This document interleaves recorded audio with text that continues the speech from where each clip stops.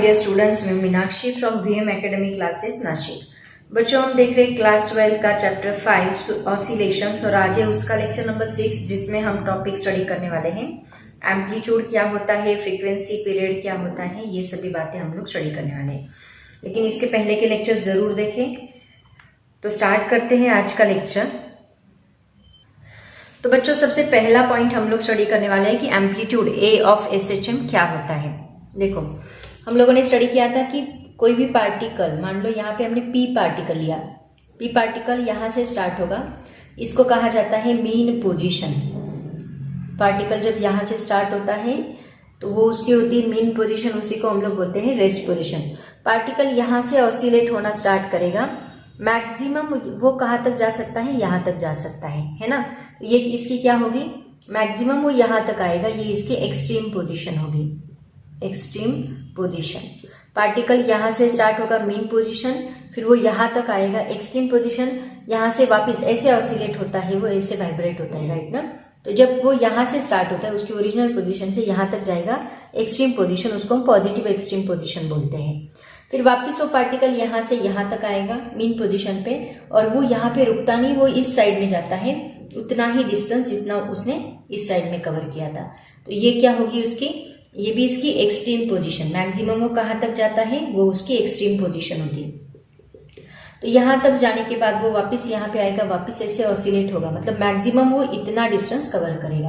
मतलब मान लो यहाँ से एन एंड एम एन इतनी स्ट्रेट लाइन उसने पाथ कवर किया है, तो ये इसका टोटल पाथ हो गया उस पार्टिकल का। ओके, अब ये उसकी ओरिजिनल पोजीशन, उसको हम ओ नाम देते हैं। पार्टिकल यहाँ से निकलेगा, मान लो यहाँ तक गया, पी पार्टिकल ऐसे ऑसिलेट हो रहा है कंटिन्यूअसली। तो ये जो इसका मैक्सिमम डिस्प्लेसमेंट है, कहाँ तक वो ऑसिलेट हो रहा है, maximum displacement of the particle from its mean position. मतलब यहाँ से जाएगा, यहाँ तक जाएगा, यहाँ तक, मैक्सिमम वो कहाँ तक जा सकता है, बस यहाँ तक। तो यहाँ से लेके यहाँ तक का, मैं टोटल पाथ की बात नहीं कर रही, बस यहाँ से लेके यहाँ तक का जो डिस्टेंस है, इस डिस्टेंस को ही, इस डिस्प्लेसमेंट को, डिस्प्लेसमेंट बोलो, डिस्टेंस मत बोलो, डायरेक्शन भी है, ये जो डिस्प्लेसमेंट है इसको हम क्या कहते हैं, एम्पलीट्यूड ऑफ एसएचएम। ये पार्टिकल की कौन सी मोशन होती है, सिंपल हार्मोनिक मोशन। ओके, अब डिस्प्लेसमेंट है, इसका मतलब डिस्प्लेसमेंट का फॉर्मूला आएगा जो हमने लास्ट लेक्चर में डिराइव किया था। We know that x is equal to क्या होता है, A sine omega T plus five, omega T plus five. यहाँ फाइव क्या होता है, this is nothing but the phase angle. So x is equal to A sine omega T plus five. तो अभी यहाँ पे मैक्सिमम, अभी साइन जो है, साइन थीटा, साइन की रेंज कहाँ से कहाँ तक होती है, थीटा लाई करता है लेस देन और इक्वल टू +1, लेस देन और इक्वल टू -1। मतलब इसकी जो रेंज है वो कहाँ से कहाँ तक होती है, -1 से लेके +1 तक इसकी रेंज होती है साइन थीटा की। इसका मतलब साइन की मैक्सिमम वैल्यू आपको +1 या -1 मिलेगी। इसका मतलब sign omega T plus five आपको कहाँ तक मिलेगा, +-1 तक मिलेगा। और अगर एक्स साइन की जगह पे हमने +-1 पुट किया, इसका मतलब a into +-1 that is equal to +-a, ये हमें वैल्यू मिलेगी। इसका मतलब मैक्सिमम डिस्प्लेसमेंट आपको कितना मिलेगा, दैट इज +-a। +-a क्यों, इस साइड में रहा तो ये +a रहेगा, अगर इस डायरेक्शन में रहा तो ये -a रहेगा। सो ऐसे आप लोग इसको एक्सप्लेन करोगे। आपको क्वेश्चन पूछा जाता है define and explain amplitude of SHM, तो आप लोग इसको ऐसे एक्सप्लेन करोगे। सबसे पहले आप उसकी डेफिनेशन लिखोगे, the maximum displacement of a particle performing SHM from its mean position called as amplitude of SHM, and then आप लोग उसको एक्सप्लेन करो कुछ इस तरह। आपके नोट्स में ऑलरेडी ये दिया है, ठीक है। तो ये हुआ एम्पलीट्यूड। ऐसे हम बात करेंगे पीरियड ऑफ एसएचएम क्या होता है। नेक्स्ट देखो क्या है, द पीरियड ऑफ एसएचएम मतलब क्या। पीरियड ऑफ एसएचएम मतलब क्या, देखो, जब कोई पार्टिकल यहाँ से स्टार्ट होगा मीन पोजीशन से स्टार्ट होने के बाद वो यहाँ तक जाएगा एक्सट्रीम पोजीशन तक, एक्सट्रीम पोजीशन से वापस वो यहाँ तक जाएगा और वापस मीन पोजीशन पे जाएगा। मतलब यहाँ से जाने के बाद वो यहाँ तक जाएगा, इसको हम ऑसिलेशन के जरिए समझते हैं। पार्टिकल यहाँ से स्टार्ट होगा तो हमें पता है वो यहाँ से जाता है यहाँ तक, एक कंप्लीट ऑसिलेशन, मतलब यहाँ से जाने के बाद वापस वो यहाँ पे जाएगा, यहाँ तक आएगा, तो ये एक क्रेस्ट कंप्लीट होगा। फिर वापस यहाँ से जाएगा दूसरी साइड से, फिर मैक्सिमम जाएगा, फिर वापस उसकी मीन पोजीशन पे आएगा। तो इसको हम एक ऑसिलेशन, मतलब इस साइड जाने के लिए ये एक ऑसिलेशन हुआ, इस साइड जाने के लिए ये एक ऑसिलेशन, वापस पार्टिकल कहाँ पे आ गया, मीन पोजीशन, वापस पार्टिकल मीन पोजीशन पे आ गया। तो ये जो पोजीशन है, ये पोजीशन एंड ये पोजीशन की हम बात नहीं कर रहे। यहां से गया यहां तक, यहां से वापस यहां तक आया, वापस इस साइड गया, इस साइड तक आया, तो ये टोटल एक ऑसिलेशन कंप्लीट हुआ। एंड ये एक ऑसिलेशन कंप्लीट करने के लिए उसको कितना टाइम लगा, ये एक ऑसिलेशन कंप्लीट करने के लिए उसको कितना टाइम लगा, that time is nothing but the period of SHM, और इसको डिनोट किया जाता है T से। तो देखो हमने ओमेगा का फॉर्मूला स्टडी किया था, आपको याद होगा, ओमेगा इज इक्वल टू क्या होता है, 2π/T। तो ये जो T है ये नथिंग बट द पीरियड है, तो यहां से हमें T मिलेगा, T क्या मिलेगा, 2π/ω। तो अब इसको आप प्रूव भी करना है। इसकी डेफिनेशन तो आपको समझ में आ गई कि जो टाइम लगता है, time taken by the particle performing one complete oscillation, time taken by the particle to complete one oscillation, then it is called as period of SHM। बहुत सिंपल डेफिनेशन है, time required to complete one oscillation is nothing but the period of SHM। लेकिन क्या particle इतना oscillation complete करने के बाद, इतने time के बाद, मतलब 2π/ω के बाद पार्टिकल यहाँ पे वापस आता है क्या, ये प्रूव करने के लिए आपको पूछा जाता है। तो इसको कैसे प्रूव करेंगे, देखो मैं बताती हूँ आपको। तो देखो बच्चों, इसके लिए हम समझते हैं डायग्रामेटिकली। पहले पार्टिकल यहाँ पे था, ओके, यहां से यहाँ पे मान लो हमने डिस्प्लेसमेंट लिया x is equal to a sin ω/t plus phi, ये उसका फॉर्मूला है। यहाँ पे जब पार्टिकल था तब उसका ये फॉर्मूला, एक मिनट है, इसको मैं यहाँ पे नहीं लिखती, यहाँ पे मुझे वेव निकालनी है, ये वेव है, एक वेव, पार्टिकल का यहाँ का फॉर्मूला सेम आना चाहिए, तब हम बोलेंगे कि पार्टिकल एक ऑसिलेशन कंप्लीट करने के बाद वापस वही पोजीशन पे जाता है। तो इस पोजीशन पे जब पार्टिकल है तब उसका हम डिस्प्लेसमेंट लेते हैं a sin ω/t plus phi, okay, a sin ω/t plus phi, ये उसका फॉर्मूला है। मतलब x is equal to a sin ω/t plus phi. Initially particle यहाँ पे है मान लो, उस वक्त उसका फॉर्मूला ये है। अब हमें टाइम पीरियड ले, मैंने क्या बोला आपको, t इज इक्वल टू क्या होता है, 2π/ω, ये फॉर्मूला होता है। मान लो इस वक्त यहाँ पे टाइम, इनिशियली टाइम कितना है t, तो हमने यहाँ t पुट किया।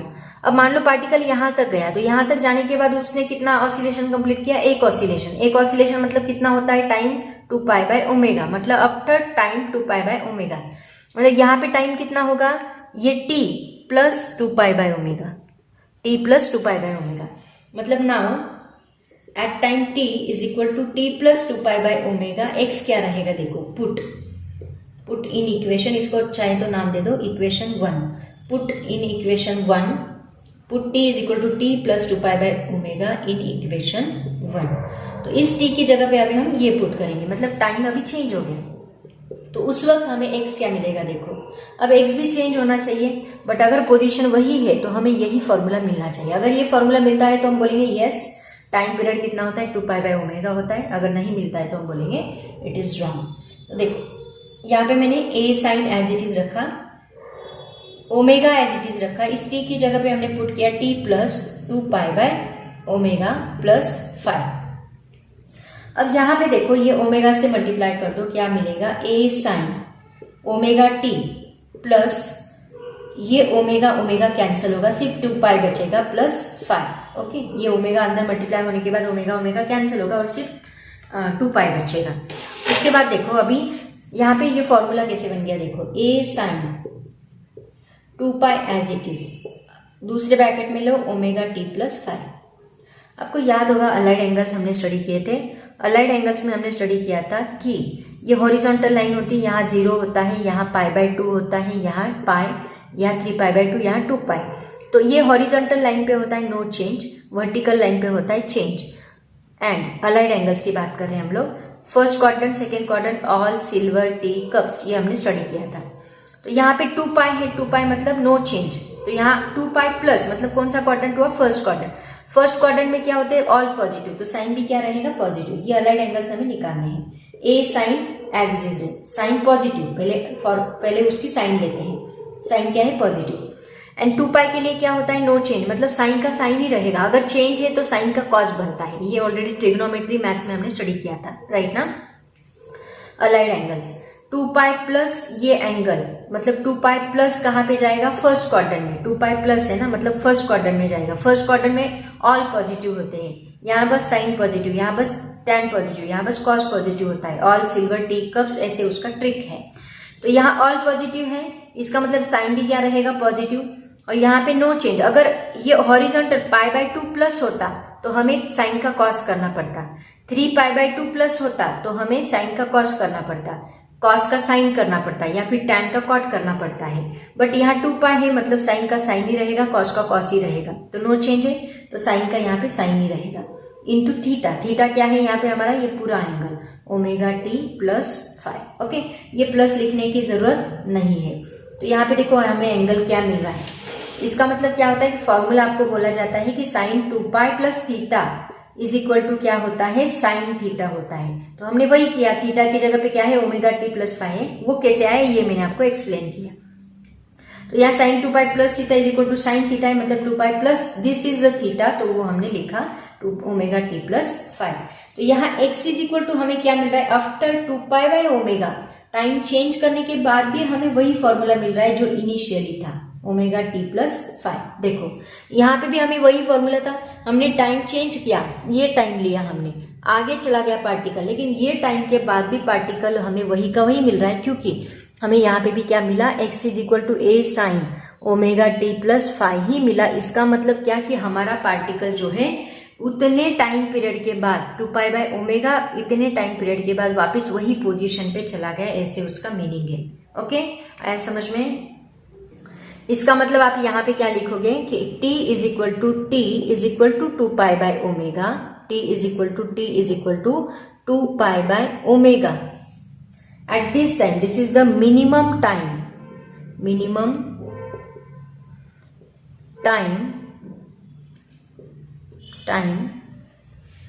after which it repeats। Therefore हम बोल सकते हैं कि टाइम पीरियड जो है, time period t is equal to क्या होता है, 2 पाई बाय ओमेगा होता है। ऐसे हम लोग यहाँ पे कंक्लूजन करेंगे, ठीक है। तो ये आपको पीरियड ऑफ एसएचएम में एक्सप्लेन करना है। सबसे पहले तो आप इसकी डेफिनेशन लिखोगे, time required to complete one oscillation, particle performing SHM called as time period. उसके बाद आप लोग ये कंक्लूजन भी लिखोगे, ठीक है। ऑलरेडी आपके नोट्स में ये दिया है। अब हम देखते हैं कि ओमेगा स्क्वायर, ये जो ओमेगा है ना, इसको थोड़ा डिटेल में समझते हैं, मतलब टाइम पीरियड का फॉर्मूला और ज्यादा डिटेल में हम लोग समझते हैं। यहाँ तक तो आपको क्लियर हो गया। अपने टाइम पीरियड का फॉर्मूला आपको डिराइव करके बताती हूँ, वो भी बहुत बार पूछा जाता है। तो देखो बच्चों, टी का फॉर्मूला हमने डिराइव किया, क्या होता है, 2 पाई बाय ओमेगा होता है। अब ये ओमेगा हम लोग निकालेंगे। ओमेगा इज इक्वल टू क्या होता है, omega square is equal to हमने स्टडी किया कि k बाय m होता है, right. And k is equal to क्या है, f का फॉर्मूला हमने स्टडी किया था, उसके ऊपर से हम k निकाले। f इज इक्वल टू क्या होता है, माइनस के अपॉन x, सॉरी माइनस के इंटू एक्स होता है। सबसे पहले हमने ये इक्वेशन स्टडी किया था। तो इससे k हमें मिलेगा f डिवाइड बाय x। थोड़ी देर के लिए माइनस साइन साइड में रखो, वो एक्चुअली डायरेक्शन पता करता है। तो यहाँ पे इसको हम ऐसे लिख सकते हैं, देखो, फोर्स पर यूनिट डिस्प्लेसमेंट है ना, फोर्स पर यूनिट डिस्प्लेसमेंट, ये क्या है, f है। तो यहाँ पे देखो k is equal to force per unit displacement है, इसको हम लोग यहाँ पे पुट कर सकते हैं।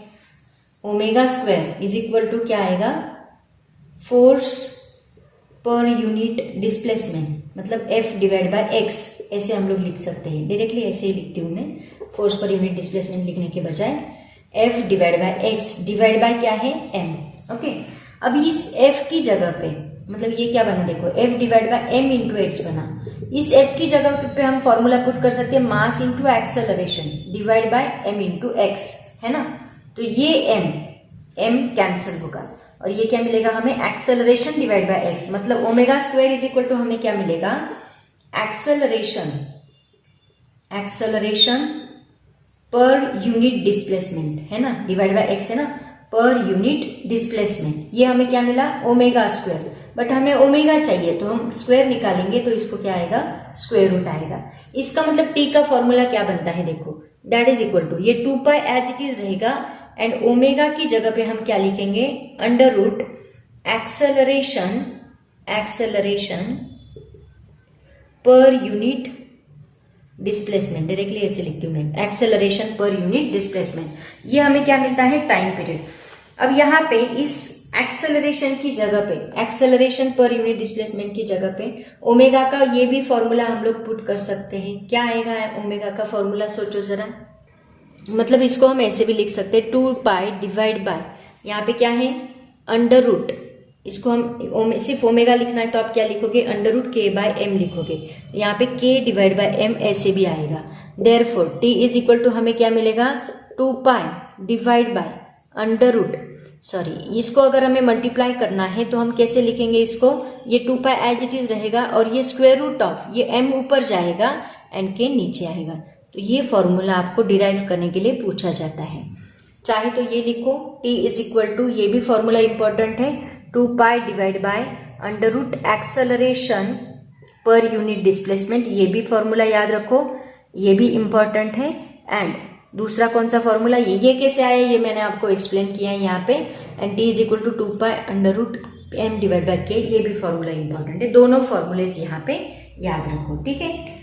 तो इसी से बनती है हमारी ये टाइम पीरियड की डेफिनेशन हो गई। टाइम पीरियड की डेफिनेशन के ऊपर से ही हम लोग फ्रीक्वेंसी को डिफाइन कर सकते हैं। ओके, तो टाइम पीरियड अगर आपको एक्सप्लेन करने के लिए पूछा जाए तो ये सभी चीजें वहां पे आनी चाहिए। It's very very important. कभी कभी ऐसे भी पूछ सकते हैं, derive the formula of time period T is equal to 2 pi by under root m divide by k, इसको डिराइव करने के लिए पूछा जा सकता है, या फिर उसको सिर्फ डिफाइन एंड एक्सप्लेन ऐसे भी पूछा जा सकता है।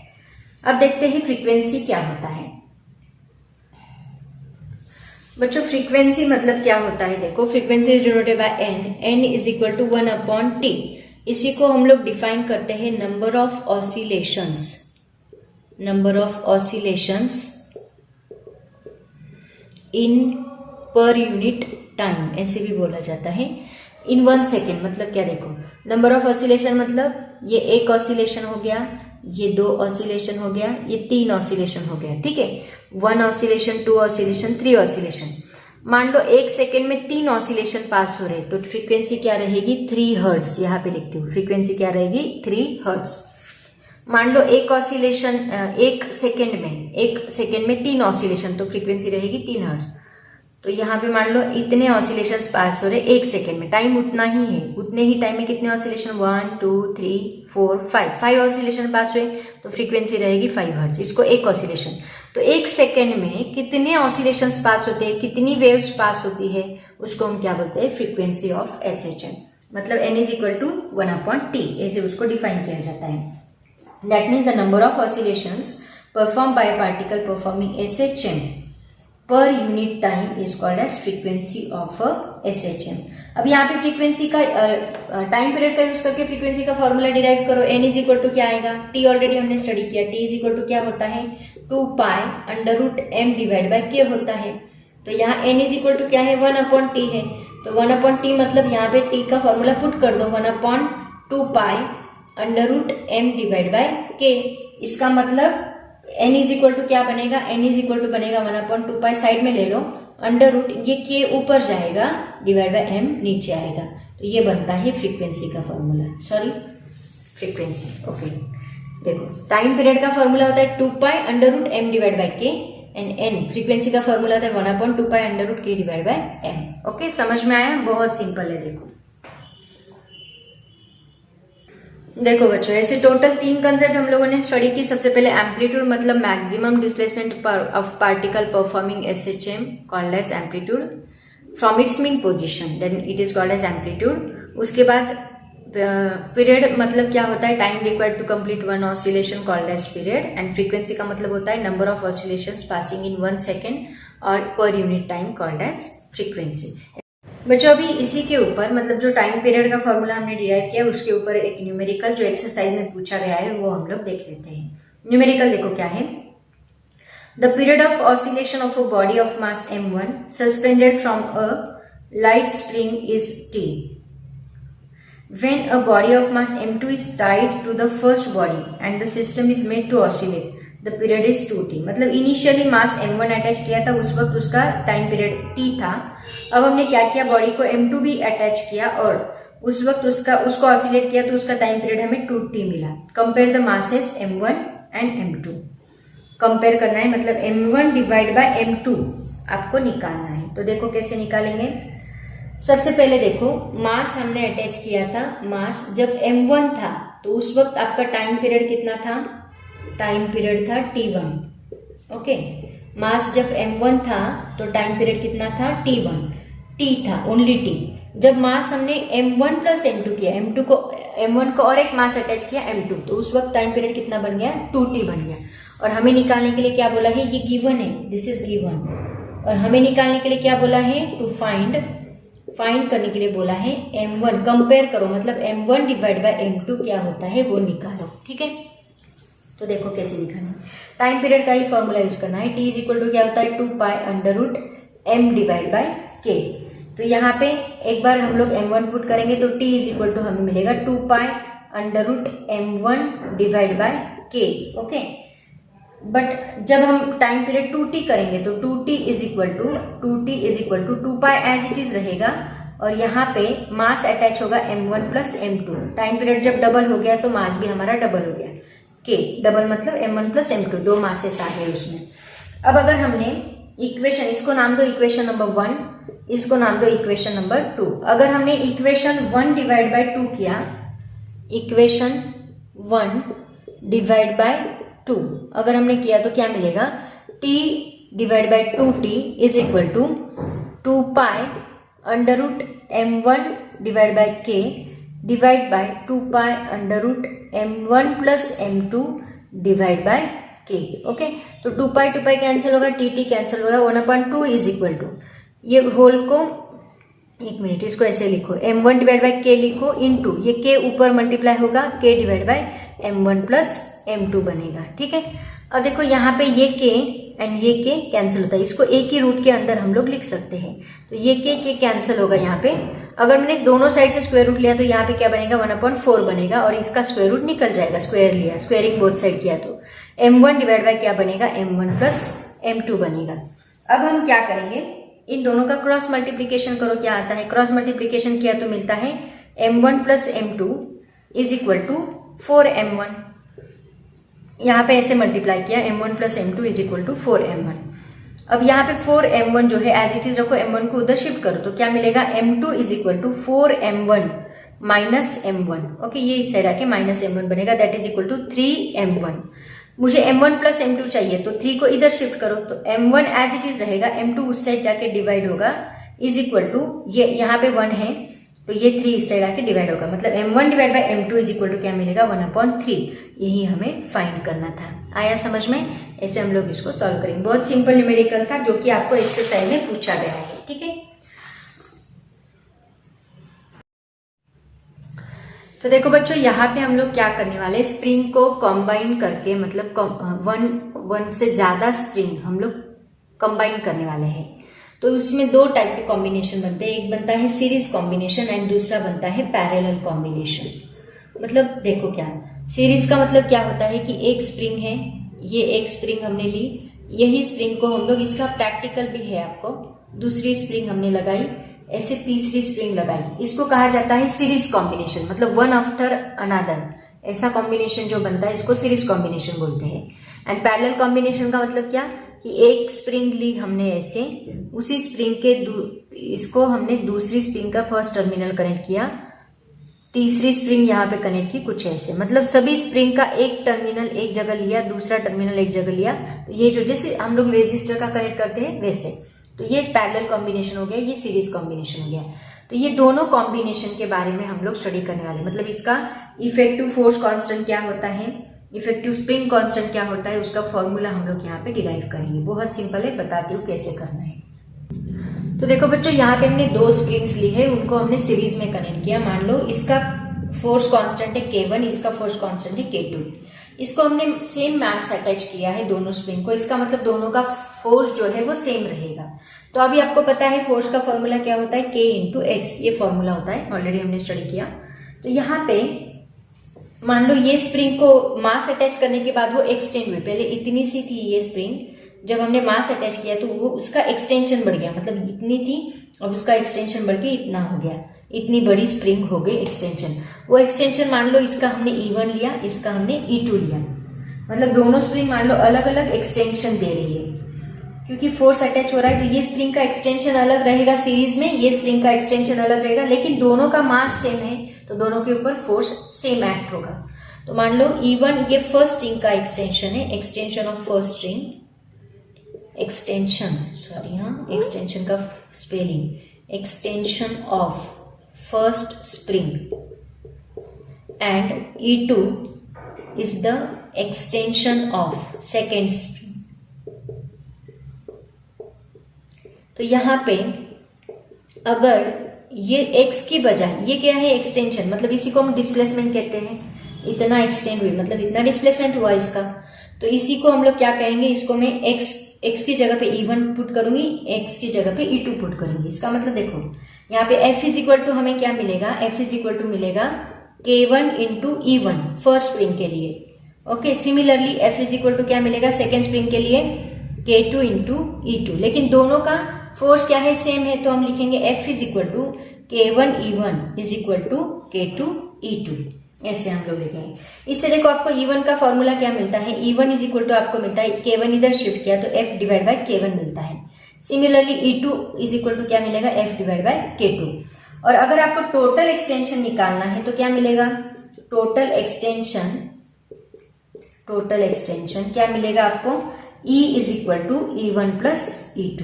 ओके, यहाँ पे आपको फॉर्मूला पूछा जाता है फोर्स कांस्टेंट, मतलब K का फॉर्मूला निकालो, सीरीज इफेक्टिव स्प्रिंग कांस्टेंट निकालो, ऐसे पूछा जाता है।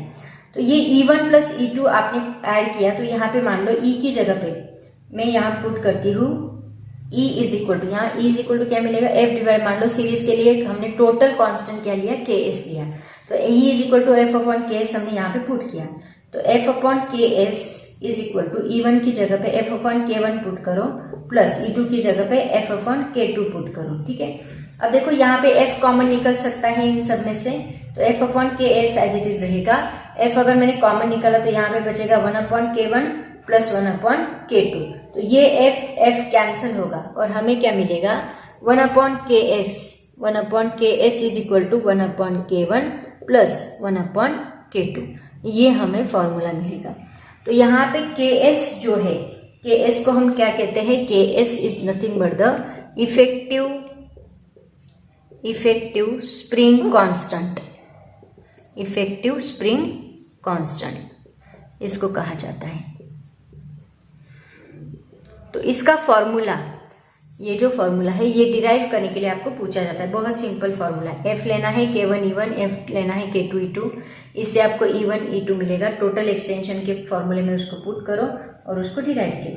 ठीक है, अब देखो इसका क्रॉस मल्टीप्लीकेशन, इसका दूसरा भी फॉर्मूला बन सकता है। अगर मैंने 1 upon KS as it is रखा, इसका क्रॉस मल्टीप्लीकेशन किया तो K2 इंटू 1 क्या बनेगा, K2, and K1 into 1 K1, मतलब K1 प्लस K2 ऊपर की टर्म बनेगी divide by K1 into K2। मुझे KS ऊपर चाहिए, KS चाहिए तो KS ऊपर लूंगी, दैट इज इक्वल टू ये K1 K2 भी ऊपर जाएगा, K1 K2 divide by K1 plus K2 नीचे आएगा। तो ये भी एक फॉर्मूला आप लोग यूज कर सकते हैं, KS निकालो ऐसे अगर आपको पूछा जाए तो ये भी फॉर्मूला आप लोग यूज कर सकते हो। मान लो ये सिर्फ 2 स्प्रिंग के लिए, मान लो ऐसे n नंबर ऑफ स्प्रिंग हमने अटैच की, तो for n number of spring के लिए क्या फॉर्मूला बनेगा, फॉर n स्प्रिंग्स हमें फॉर्मूला क्या मिलेगा, 1 upon KS is equal to 1 upon K1 plus 1 upon K2 plus 1 upon K3 plus dash dash dash up to 1 upon Kn, ये formula बनेगा n springs के लिए। Okay, this is the series combination of spring. इसके ऊपर आपको question पूछा जाता है, देखो क्या क्वेश्चन पूछा जाए, पहले इसको नोट डाउन कर लो, पॉज करके मैं क्वेश्चन बताती हूँ आपको, डिस्प्ले करती हूँ स्क्रीन के ऊपर। तो बच्चों इसके ऊपर क्वेश्चन देखो क्या पूछा जाता है, answer the following questions regarding series combination of springs. What is mean bye series combination of spring. तो ऑलरेडी मैंने आपको बताया कि जो वन आफ्टर अनदर हम लोग स्प्रिंग कंबाइन करते हैं, कनेक्ट करते हैं, तो उसको कहा जाता है series combination. When all the springs are connected one after the other forming a single chain, then it is termed as a series combination of spring। ऐसे आप लोग इसका आंसर लिख सकते हैं। उसके बाद सेकंड पूछा जाता है derive an expression for effective spring constant when two springs are connected in series. जो अभी मैंने आपको एक्सप्रेशन बताया वही आपको लिखना है। State an expression for effective spring constant if number of springs are connected in series, मतलब एन का जो फॉर्मूला मैंने बताया वो आपको लिखना है। उसके बाद fourth question, state an expression for effective spring constant n identical spring are connected in series, मतलब वही फॉर्मूला एन का, जो नंबर ऑफ स्प्रिंग के लिए के एस का जो फॉर्मूला मैंने बताया था वो लिखो, और एन स्प्रिंग के लिए वही एज इट इज आंसर, जो अभी बताया वैसे ही आपको यहाँ पे आंसर लिखना है। तो ऐसा क्वेश्चन यहाँ पे पूछा जाता है। तो बच्चों ये था सीरीज कॉम्बिनेशन। ऐसे ही आपको पूछा जाता है पैरेलल कॉम्बिनेशन के ऊपर। तो देखते हैं पैरेलल कॉम्बिनेशन का फॉर्मूला। तो देखो बच्चों, पैरेलल कॉम्बिनेशन में हम क्या करेंगे, दो स्प्रिंग लेने वाले हैं। दो स्प्रिंग को हमने कंबाइन किया, एक टर्मिनल दूसरे टर्मिनल को मास अटैच किया। अब यहाँ पे क्या होगा, देखो मान लो इसका फोर्स कांस्टेंट हमने लिया K1, इसका फोर्स कांस्टेंट लिया K2।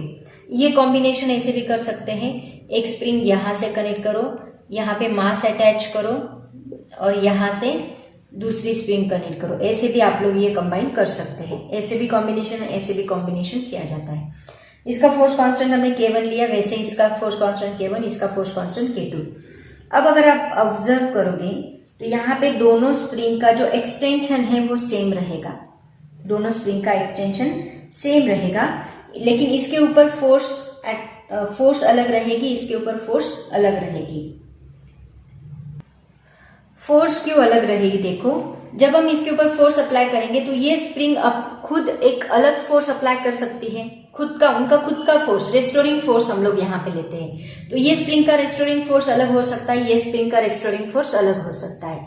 दोनों का रेस्टोरिंग फोर्स यहाँ पे अलग हो सकता है to become an equilibrium position के लिए। इक्विलिब्रियम पोजीशन में जाने के लिए उनका दोनों का F1 क्या रहेगा, अलग रहेगा। मतलब यहाँ पे F1 इज इक्वल टू हमें क्या मिलेगा, K1 इंटू ई। यहाँ पे एक्सटेंशन दोनों का सेम है, इसका भी ई भी इसका भी ई, तो दोनों का एक्सटेंशन सेम है, फोर्स अलग अलग है। And F2 is equal to क्या मिलेगा, K2 इंटू ई मिलेगा। अब देखो यहाँ पे हमें सेम फॉर्मूला पूछते हैं Kp का। उसके लिए हमने जैसे Ks लिया था वैसे हम यहाँ पे क्या निकालेंगे, Kp। Kp क्या लेने वाले हैं, effective force constant. Effective force यहाँ पे स्प्रिंग कांस्टेंट आएगा, स्प्रिंग कांस्टेंट। इसका फॉर्मूला हमें डिराइव करना है। तो कैसे करेंगे देखो, तो यहाँ पे हम लोग क्या लेंगे, टोटल फोर्स लेंगे। जैसे वहां पे टोटल एक्सटेंशन था वैसे यहाँ पे टोटल फोर्स इज क्या रहेगा, F is equal to F1 plus F2। Okay, that is equal to, पहले 2 स्प्रिंग के लिए निकालते हैं, उसके बाद n स्प्रिंग्स के लिए K1E प्लस K2E। और यहाँ पे F इज इक्वल टू क्या आएगा, टोटल फोर्स कांस्टेंट KPE आएगा। So that is KPE। तो यहाँ पे E कॉमन निकल सकता है, तो KPE is equal to E common निकालो, K1 प्लस K2E यहाँ पे आएगा K2। ठीक है, E दोनों में से कॉमन निकाला तो ये E कैंसिल होगा and Kp is equal to हमें मिलेगा K1 प्लस K2। तो ये हमें क्या मिला, इफेक्टिव स्प्रिंग कांस्टेंट। ये सिर्फ 2 स्प्रिंग के लिए लिया, ऐसे हम लोग n स्प्रिंग्स के लिए निकाल सकते हैं। तो फॉर n स्प्रिंग्स ये फॉर्मूला क्या बनेगा, फॉर n स्प्रिंग्स फॉर्मूला क्या मिलेगा हमें, Kp is equal to K1 plus K2 plus K3 dash dash dash up टू Kn। ये फॉर्मूला आपको मिलेगा n स्प्रिंग्स के लिए। ठीक है, तो इसके ऊपर क्वेश्चन देखो क्या पूछा जाता है पैरेलल कॉम्बिनेशन के ऊपर, वो हम लोग देख लेते हैं। Answer the following questions regarding parallel combination of springs. What is mean by parallel combination of spring. When इसका आंसर क्या लिखोगे आप लोग, when all the springs are connected between same 2 points it is term as parallel combination. 2 same points के बीच में हम connection करेंगे तो उसको पैरेलल कॉम्बिनेशन कहेंगे। उसके बाद next question, draw a diagram showing different possible conditions for 2 spring connected in parallel. जो डायग्राम मैंने निकाल के दिया वही निकालना है। Explain the expression for effective spring constant if n number of springs are connected in parallel. जैसे derivation बताया वही लिखो। Then state the expression for effective spring constant if m identical springs are connected in parallel. मैंने n लिया था, यहाँ पे उन्होंने m बताया है। ठीक है, तो वहां पे आप लोग लिख सकते हैं। तो ऐसे क्वेश्चन यहाँ पे पूछा जाता है। सबका आंसर सेम जो मैंने बताया उसे एज इट इज लिखो। ठीक है, तो बच्चों ऐसे आज हम लोगों ने स्टडी किया सीरीज कॉम्बिनेशन, पैरेलल कॉम्बिनेशन क्या होता है स्प्रिंग का, और उसका इफेक्टिव स्प्रिंग कांस्टेंट क्या होता है। तो 2 फॉर्मूलेज हमने स्टडी किए, उसके बाद एम्पलीट्यूड, फ्रीक्वेंसी एंड पीरियड, तीनों भी बहुत ज़्यादा इंपॉर्टेंट है। तो ये थ्योरेटिकल पार्ट हो गया।